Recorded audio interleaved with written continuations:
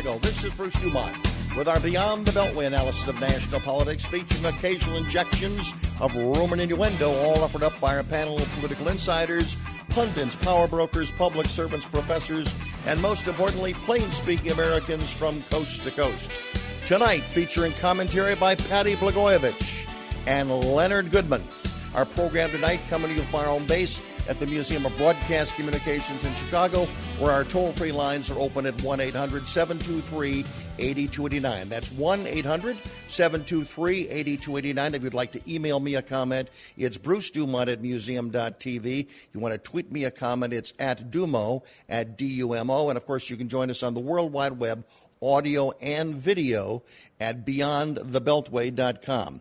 Well, this past week in this country, it was another bombshell week for President Trump and his legal problems dealing with special prosecutors and Robert Mueller and his attorney and all things related legal. It was really a big week, including the James Comey revelations and the release of his memo and his book.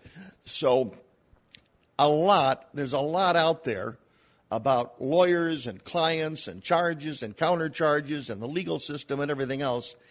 And in the middle of this, there was also a decision last week by the United States Supreme Court that they chose not to review the case of former Illinois Governor Rod Blagojevich, who's serving 14 years in prison in Colorado for corruption charges. And so tonight, in this first hour, it's unique. We haven't done this for quite a while on this program. We are joined, and we have a special guest, and she is Patti Blagojevich. She is the former First Lady of the state of Illinois, married to Governor Rod Blagojevich. And, Patti, nice to have you with us. Thank you. And I should mention at the beginning of the broadcast, Patti and I have known each other for well over 30 years, and I've known Rod for a little less than that. So there's a personal element. I wanted to be totally candid with that with our audience. But tonight, because the Supreme Court rejected your husband's case, and it was the second time they've chosen not to become involved, your only hope now is that President Trump will step forward and either commute Rod's sentence or give him a full pardon. Is that correct, or is there some other thing that could happen? Well, I mean, there are other things that could potentially happen. At some point, the Supreme Court's going to have to take up a case like my husband's, because they're going to have to clarify this split in the circuits, and they're going to have to clarify this very fuzzy law that exists. And when they do finally take that case up and they rule the way we believe they'll rule, I think we'd be able to go back to court. But who knows when that's going to be? In the near term, trying to appeal to the president pretty much is our only shot. We thought the courts were going to be able to work the way they're supposed to. We had faith in our court system and our judicial system. We thought like a judge's job was to make sure that you had a fair trial. But we were totally underestimated the power of the prosecutor to, bully and influence the system.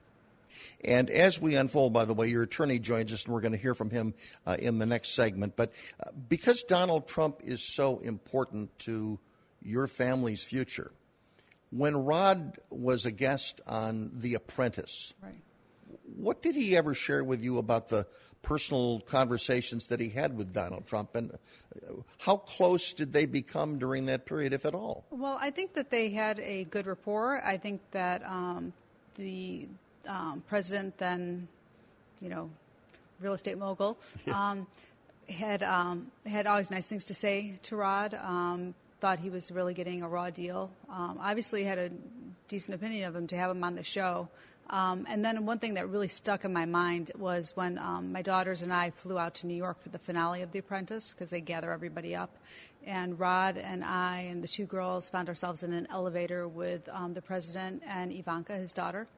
And the president said to my girls, they said, you girls should be proud of your father. He's a good man. And he was very kind to my girls. Did he reach out to you after the conviction? No, he never has. But I have seen some of his public statements. People have asked him around. People have asked him on the campaign trail or that kind of thing, or when the judge reinstated the 14-year sentence, even after 5 of the counts were thrown out. And he had good public comments that are on the record. So I feel like he knows Rod. I think he likes him. And, I don't think there's anybody that could really say that a 14-year sentence is How appropriate. do you go about getting on his radar? I mean, because of your background, because of Rod's background, I mean, there's political people that you know, maybe most of them on the Democratic side of the aisle, but I'm sure you know Republicans as well. How do you get before the president? Well, I think that's that's the big question. There's so much going on in the world. Obviously, the president has so much on his plate. I mean, world events are crazy, and domestic events are crazy. He's got a lot to think about. So there's to be able to kind of cut through that is difficult. And we are going through the legal paths where we'll be filing commutation petitions before the pardon attorney. So there are legal steps we can take. If you were to look into the camera right now and talk to the president, what would you say to him? Well, I can't. I don't. The president has to look at this and look at the merits of it. And I believe that if he just took a look at the facts and saw the facts of the case, he could see that justice was not served, and that the power to pardon or commute someone's sentence exists because it's a chance to fix things that the court did not get right. And so with that power, I'm hoping that he will look at our case and see that justice was not served. We relied on the courts and they let us down, and that he would bring some relief and help to my family and bring my husband home.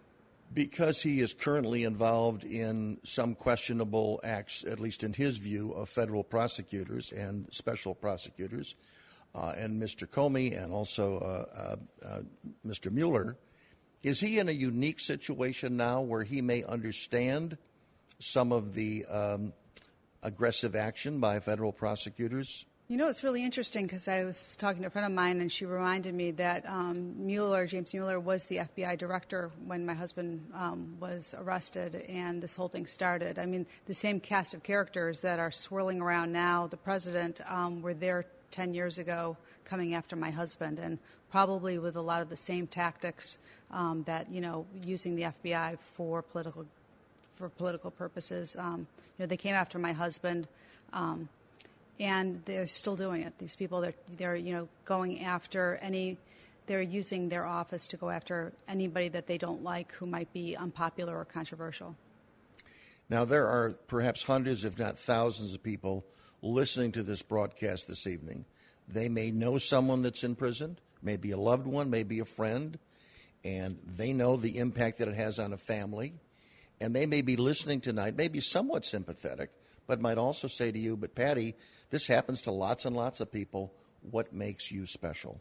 Well, my heart goes out to any family member of someone who's incarcerated. I mean, it's having lived through it for the last 6 years, I know the toll it takes on family members, and especially the children, and the time that you're separated, you'll never be able to get back. So my heart goes out to them, and I think anybody that is wrongly imprisoned should, be able to pursue the opportunity to be able to, correct the injustice.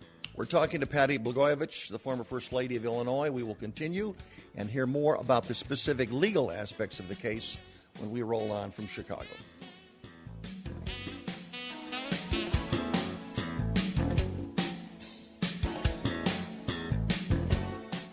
Bruce Dumont back in Chicago. We're talking about the cases of Rod Blagojevich, the former governor of Illinois. And we're talking about this in context because some of the allegations in the Blagojevich case are similar to some of the things that are going on in the Justice Department now, with President Trump thinking that the Justice Department is overreached. And we are now joined by Leonard Goodman. He is an attorney for Rod Blagojevich. And there's a couple of legal questions that I want to ask you, Rod, and share with the audience. The terms pardon and commutation have been out there. Which are you seeking, and how are you most likely to be successful in releasing the governor early? Well, I think we will seek both, a pardon and or a commutation. A pardon is actually erasing the conviction, which is obviously the best thing you could hope for. And that's what happened last week with Scooter Libby. Correct. Right, because he had been commuted earlier by President Bush and now was pardoned. A commutation would get him home to his family, which is also important. Right. So we would I think a pardon would be appropriate in this case. I wouldn't recommend that in every case, but I do think it is appropriate. I think if the president looks at the facts of this case, he will see an overreach. This is not, most political corruption cases that you look at are people that have enriched themselves in office. They've become rich, taken money, taken bribes, taken kickbacks, and as most people know, Blagojevich never did that. I mean, he never tried to enrich himself. He was never put money in his pocket. This wasn't about that. This was about political deals that he tried to make. As an attorney, before you became involved with the case, you obviously were living in Illinois.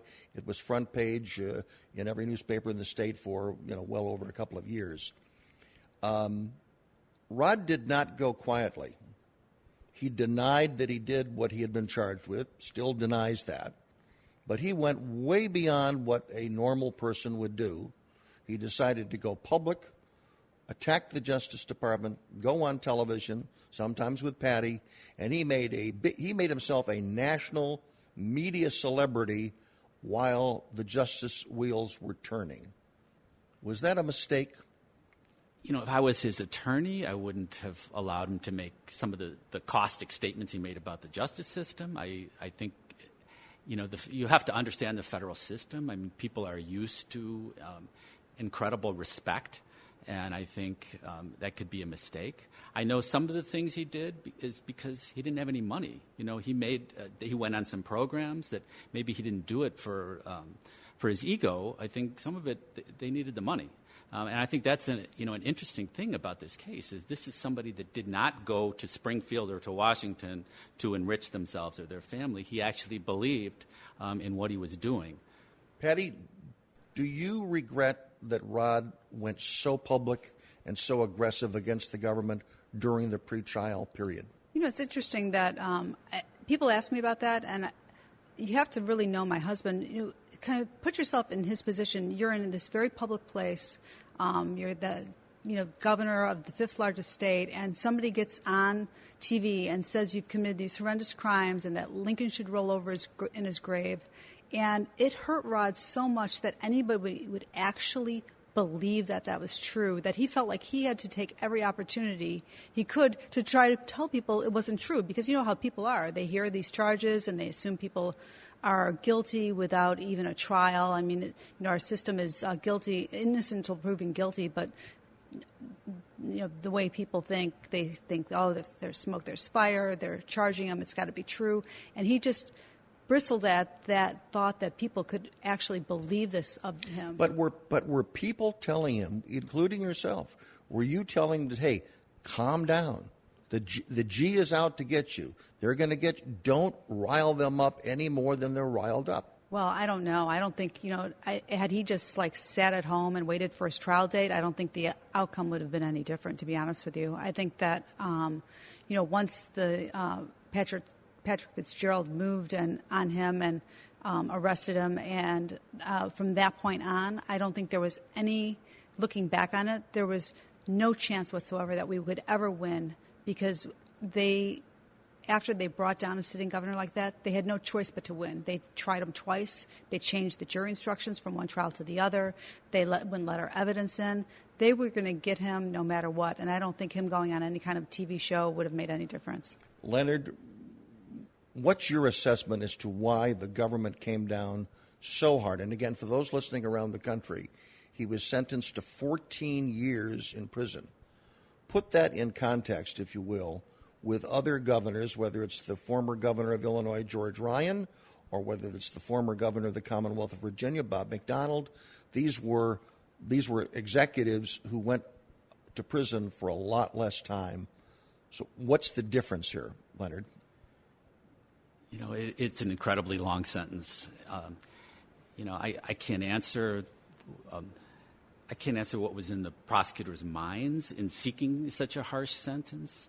In all of those other cases, you have somebody that actually enriched themselves in office. They took vacations. They took gifts from supporters. Blagojevich never did that. His case was a purely political case. I think one thing people have to understand about the federal government is they pick and choose their targets. So he was selected. It's not like the state system where the police make an arrest, someone commits a crime, there's an arrest, and then it's handed over to a prosecutor. They chose him. In fact, he was chosen quite early in his administration as somebody that the feds wanted to prosecute. A lot was invested in his case, as Patti said, 2 trials. Why do you think that was the case? I don't know. I mean, I believe a lot of it is career advancement. I mean, the prosecutors that selected him and made a case against him, including Pat Fitzgerald, and then the lead prosecutors on the case, they all went on to bigger and better things. They're all partners in law firms. It is a stepping stone out of that office to go after a high-profile figure. Do you agree that Rod was singled out early in his gubernatorial career, Patti? Yeah, it's really interesting. Somebody told me that during that time that Rod got arrested, there were 5 other Democratic governors that were also in trouble at the same time, like the governor of Puerto Rico. There were a whole bunch of them. It was almost like the Justice Department had decided that we're going after Democratic governors. And I feel like it was a concerted effort. Like I said, some of those same players that were there then are still around using their office for political reasons. I mean, who's to know why it happened? Now it's just our job to have to pick up the pieces. Has anyone, 14 years, is there any other political figure that was given that level of... How about this? I think my husband is quite possibly the only politician in the history of the United States to be serving any time for fundraising requests. That's all he did was request fundraising, request campaign contributions. There's nobody else serving any time for campaign contributions, ever. And that's a clarification. Ever. And in the case of George Ryan and Bob McDonnell of Virginia, they served, Governor Ryan served 5 years in prison. And in that particular case, again, there was questions as to whether or not he helped himself financially. And again, obviously the prosecutors made a case that there was a link to that people died because of some corruption that existed in his office. But that was 5 years versus 14 years. I guess the question that probably a lot of people are asking around the country, and I think it's the single question, there's a lot of people in the state of Illinois who are not fans of Rod Blagojevich. And I've spoken to many of them, and I'll probably hear from them tonight. But to a person, they can't imagine, they think that 14 years was too much. So I guess my question is, another aspect in a trial, you can choose to, it's the trial penalty. Explain what that means, Leonard. Yes, that is a sort of a rule of thumb, is that if you go to trial, you're going to get more time. If you fight hard and try to embarrass the government, they may come down harder on you. George Ryan went to trial as well, as did Governor McDonald in Virginia. Governor McDonald's sentence was, I think, 2 years. And he never served a day. Never served a day. He got an appeal bond. So, the system doesn't make a lot of sense. Was he offered a plea deal? Was Rod Blagojevich offered a plea deal? Well, I was not his trial attorney, so you'd have to ask his trial attorneys about that. I don't know. I know he wouldn't have taken it because in his heart, he didn't do anything wrong. He was following the rules as he understood them about fundraising. And as, Patti sort of explained to you, I mean, the rules on fundraising, federal judges have looked at them and say, these are murky. I don't understand them. It used to be the rule that if you ask somebody for a contribution, even though they want something in return from you, you're safe as long as you don't make any promise to them. Blagojevich followed that rule, and they put him in prison anyway. From a legal perspective, what do you do next? You've been rejected by the Supreme Court to be heard twice. We've talked about what Patti is doing, and we'll continue conversation with Patti. But legally, what are the things that can be done now?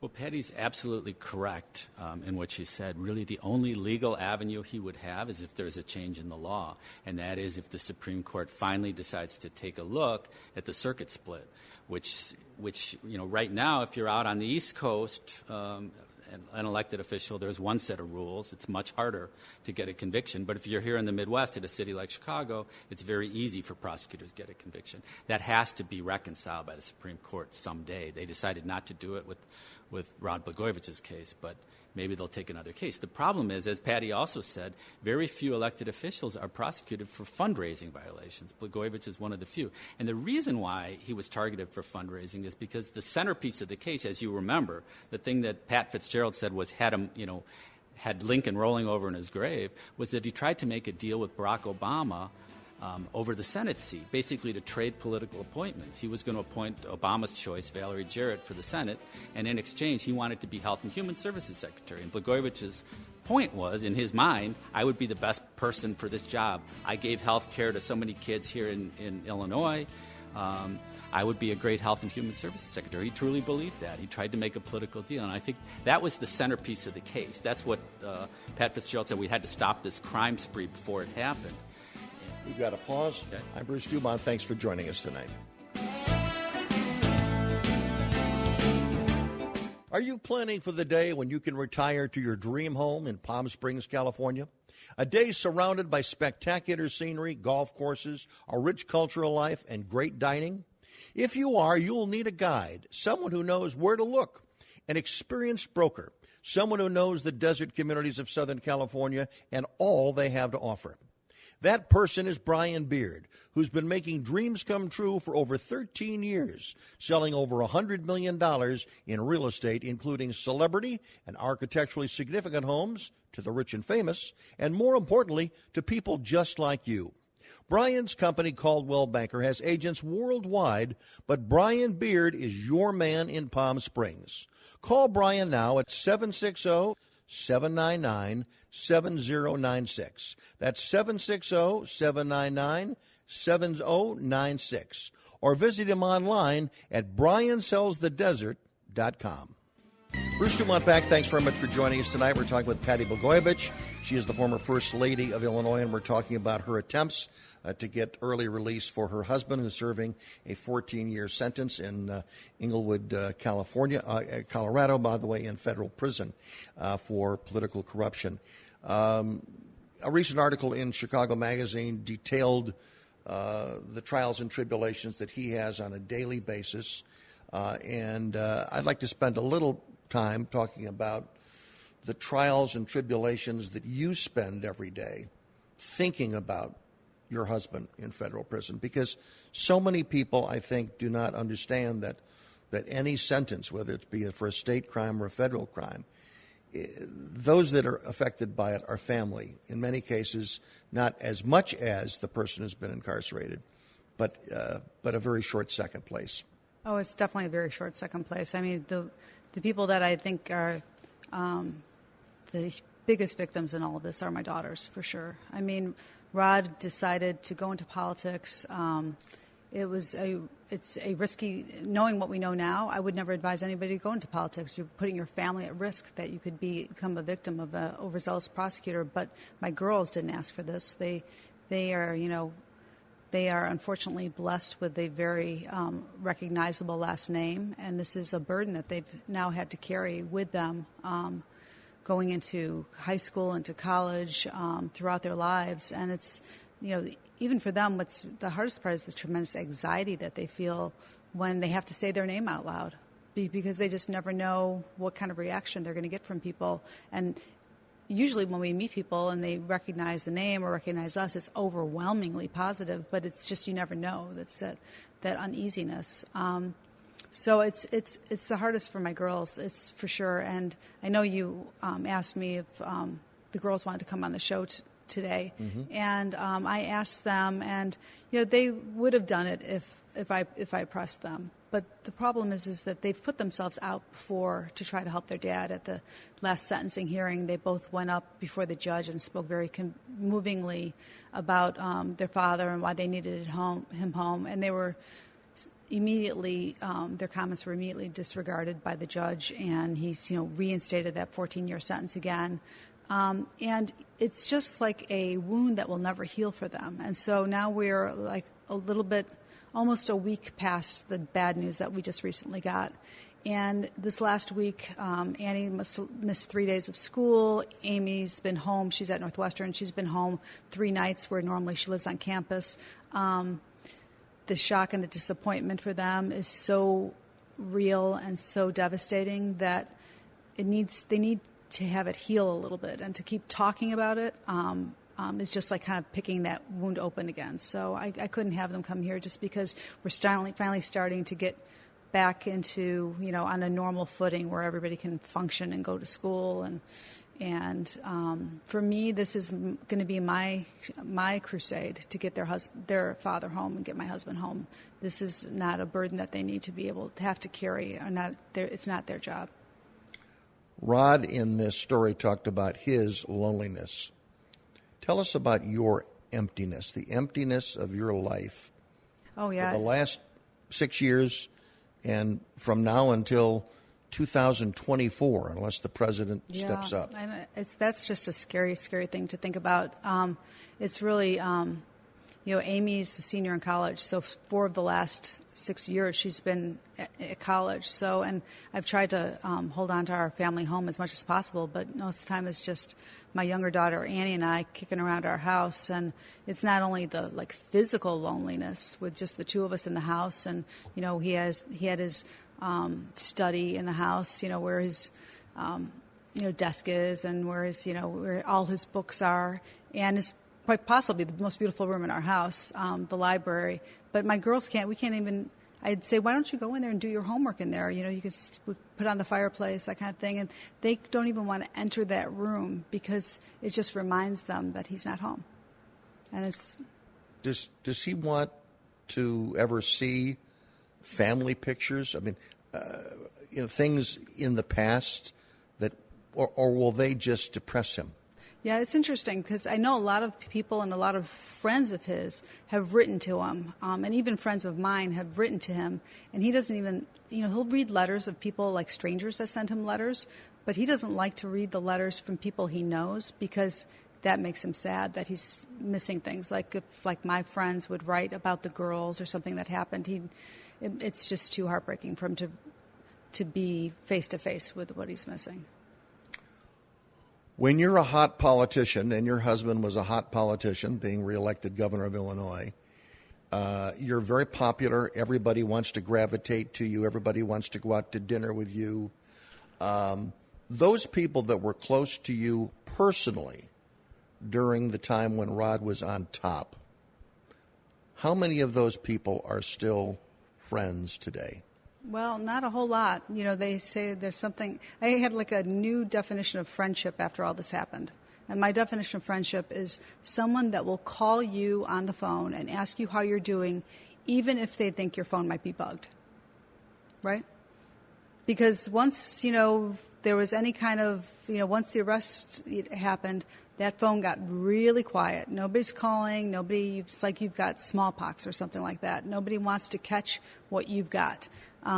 But, ironically, it was my friends from college, those people I knew long before we were ever involved in politics, that wouldn't care. They're going to call up and ask me, how are you? What can we do for you? How can we help?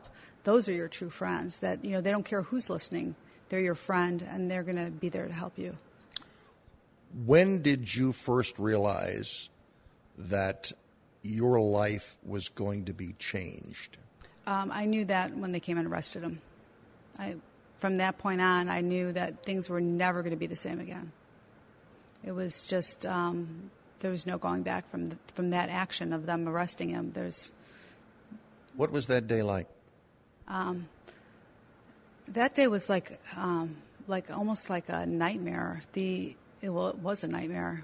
They came and the phone rang at 6:30 in the morning, and somebody said, this is the FBI. Come open the door. We're here to arrest your husband. And I immediately thought it was a prank caller, and I hung up. I'm like, get lost. And then they called back and they said, no, you better get down here, otherwise we're going to break your door down. And so that was terrifying. And I opened the door, and they rushed into my house and ran up to the second floor into our bedroom, where my younger daughter, who was 5, had to crawling into our bed with us in the middle of the night, like 5-year-olds do sometimes. So she was asleep in our bed, and the FBI is on my second floor of my house, and my older daughter hears some noise, and she calls out, "Mommy," and I said to her, "Go back to sleep, honey. It's not time to get up yet." And I closed her door, and then they took them away while my girls were sleeping, and and took him out our back and actually put handcuffs on him. And I looked at him and said, like, is this really necessary? You have to take him away in handcuffs under darkness? I mean, all they had to do was call up my husband's attorney and say, have your client come down to the office. I mean, there was no reason to come to our house and take him out of our house like that. And then the FBI agent had the nerve to say to me, well, we need to get going because the press isn't here yet. And I said to her, the only reason the press would be here is if you called and told them. So what are you telling me? We have to get going because you obviously notified the press. It was...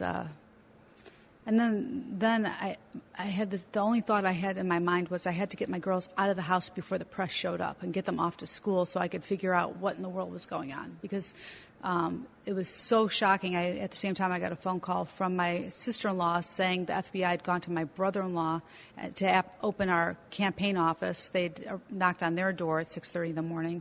And at the same time, they went after my husband's chief of staff and some supporters, other supporters of my husband. They all, it was like a concerted effort to get everybody at 6:30 in the morning. And just get everybody at once. And so I had to get my daughters off to school to try to figure out they couldn't even tell me, Bruce, what it was about. We had no idea why. It was something to do with the Senate seat. That they didn't even have an indictment on my husband till 4 months after he was arrested. They arrested him in December. The indictment did not come down until April. They didn't have they couldn't even tell us what it was all about. The most famous, at least political acquaintance of your husband at that time was Barack Obama. Right. During this entire ordeal, what did Barack Obama do, say, any communication at all? Oh, no, nothing. He's one of the smallpox people, right? He wasn't going to reach out to us, and, there would never be anything that he would be able to, do to help or reach out. There's not a single word. Were there attempts to get his assistance? No, the only thing that we did with regards to Barack Obama was towards the end of his sentence, my daughters wrote him personal letters to try to ask him to commute my husband's sentence. I mean, he knows Rod, and, they served together in the state legislature. He was a state senator when Rod was governor. We had hoped that he would see fit to, commute my husband's sentence at that time. And I know that people we know promised us they would put my daughter's letters into his hands. And so he did get a personal appeal from my girls and turned a deaf ear. Rahm Emanuel, did he have any role? No, Rahm's been, supportive, I think, in spirit, but, certainly, I think he's got his hands full as governor, as mayor. So, again, within the political community, there wasn't anybody that stepped up that was going to be willing to make a call or at least give Rod a listen, or his case a listen. No, it's interesting. Not that there was an attempt for obstruction of justice. I'm not suggesting that at all. I know. I'm just saying is that, when sometimes, a politician loses their power, they lose that power real fast. It's interesting because I think my husband's... We're going to have to pause. Okay. I want to follow up on that when we continue. We're talking with Patti Blagojevich. I'm Bruce Dumont. Thanks for joining us tonight. Live from Chicago, it's Saturday Night Live, The Experience.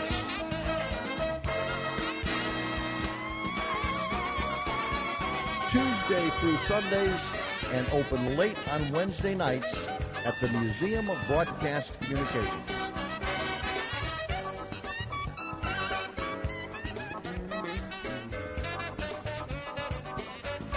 Order tickets at museum.tv.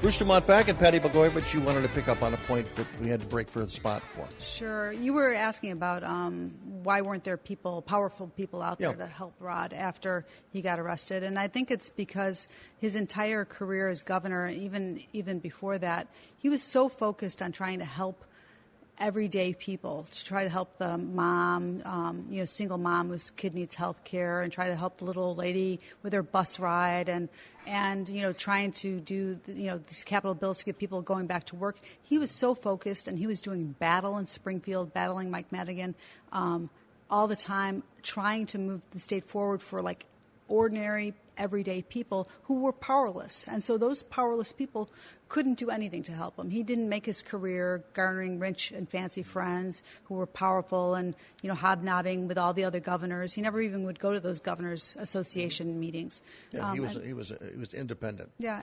Question: how often do you talk to Rod? Every night. Every night he gets 300 minutes of phone time a month. So that's about 10 minutes. Did he know you were doing this program this evening? He did. Any advice to you? He says that he, gets good reports about me. So he feels pretty good. How often do you visit?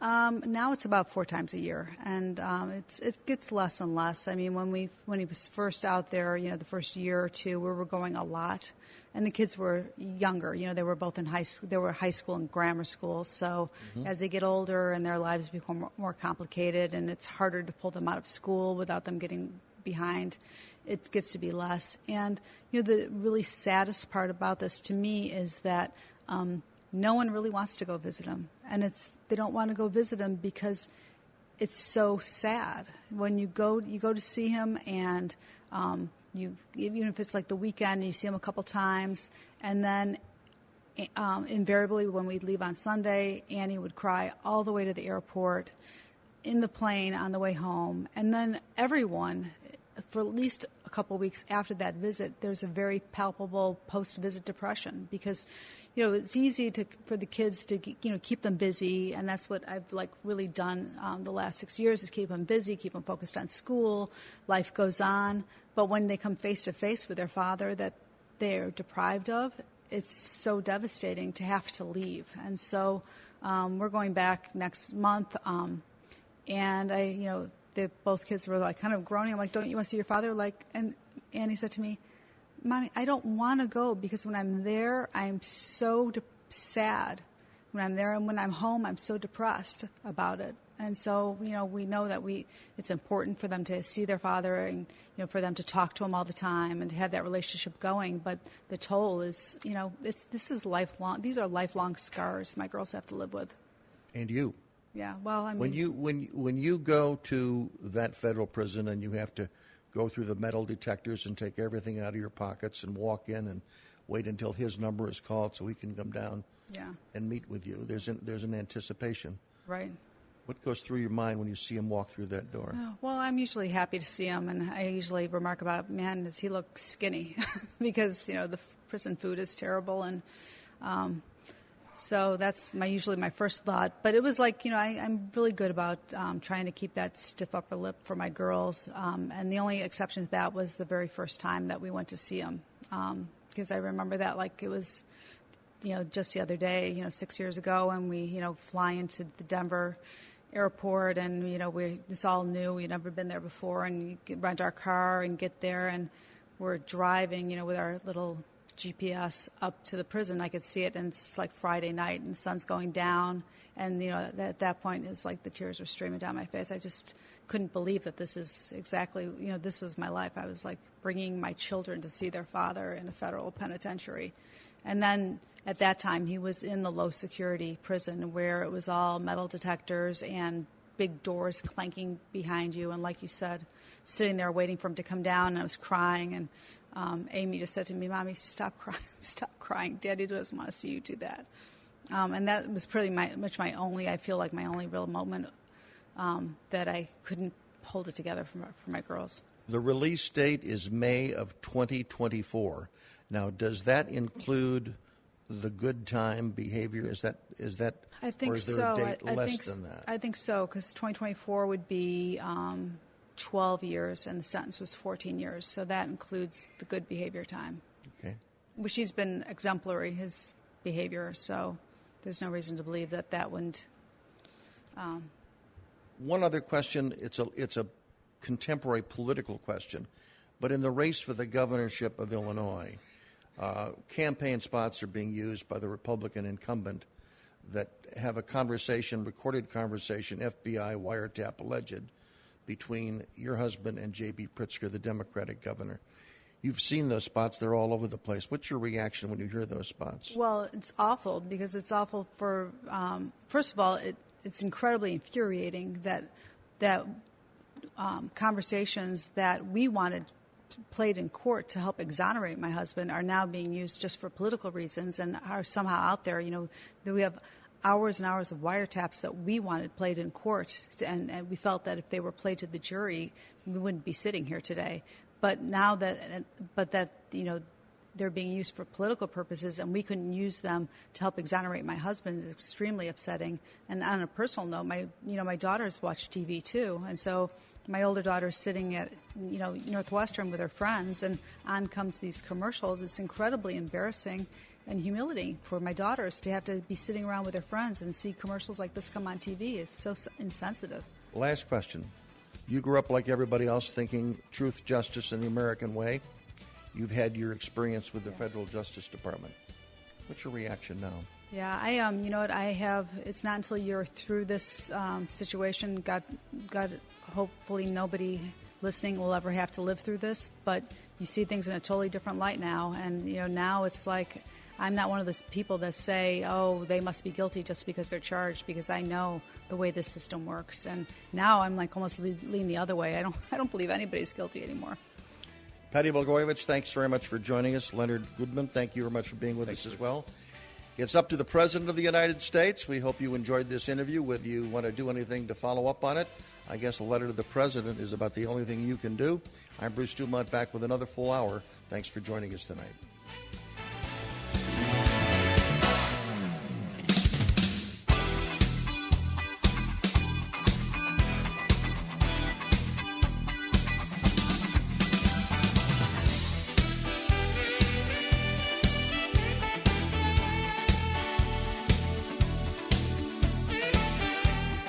When is the best time to talk to your family about staying in touch during a disaster? When floodwaters reach your door? When wildfires are engulfing the edge of your neighborhood? Or an earthquake is destroying buildings? Or is the best time perhaps today? During a disaster, you may not be able to stay in touch with your family or friends as easily as you think. Go to ready.gov/communicate and make your emergency plan today. Don't wait. Communicate. Brought to you by FEMA and the Ad Council. Live from Chicago, it's Saturday Night Live, The Experience.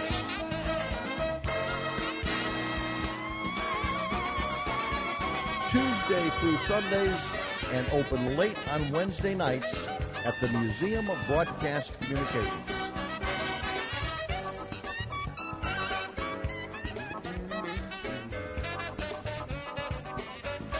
Order tickets at museum.tv.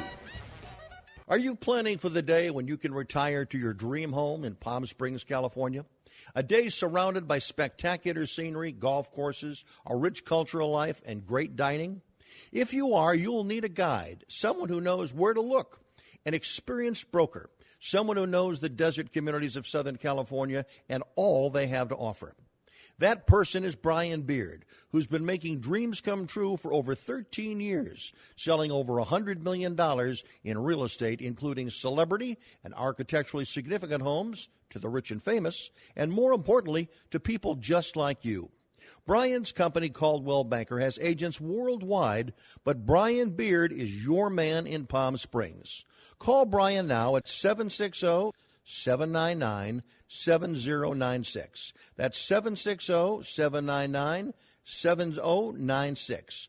Or visit him online at briansellsthedesert.com.